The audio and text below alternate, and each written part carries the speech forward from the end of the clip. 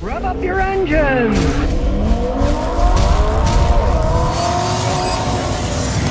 Justin Shepard says, I have success using your AT205 reseal in a 44-year-old car. Got a 79 Pontiac. The input shaft seal is no longer leaking. I put AT205 in the oil pan 2 days before the rear main seal went out. I thought I'd give it a try. I said, change the rear main seal. Since the transmission didn't need to come out to get at the rear main, they didn't pull it off. After they put together, they cleaned the oil out of the bell housing and checked for leaks. They said it wasn't leaking anymore. I've driven 200 miles since the rear main replacement. There are no spots under the car when I park. All right, yeah, like I say, the stuff works. It's AT205 reseal.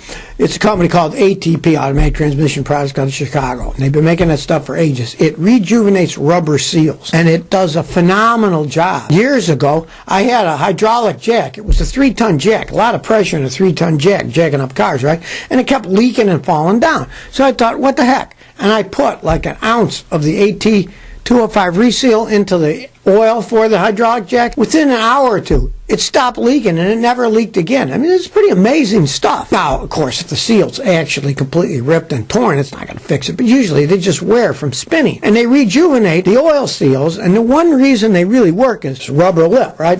But on the inside, there's a spring. The spring holds them on. So even when they're worn, the spring is still there with tension. And if the rubber gets rejuvenated, the spring can hold newly rejuvenated rubber tight enough that it won't leak anymore. Now, it's not going to work on gaskets like a valve cover gasket or something because there's no spring on that. Those are just valve cover gaskets. And when they leak, they're cracked and it comes out. There's nothing spinning on them. There's no spring. That you would have to replace. But oil seals, it works phenomenal. I've even seen it work on some power steering pumps. Now, they're 1,500 PSI up. It's a lot of pressure, but I've seen them stop them from leaking if you add an ounce or two to the power steering, too.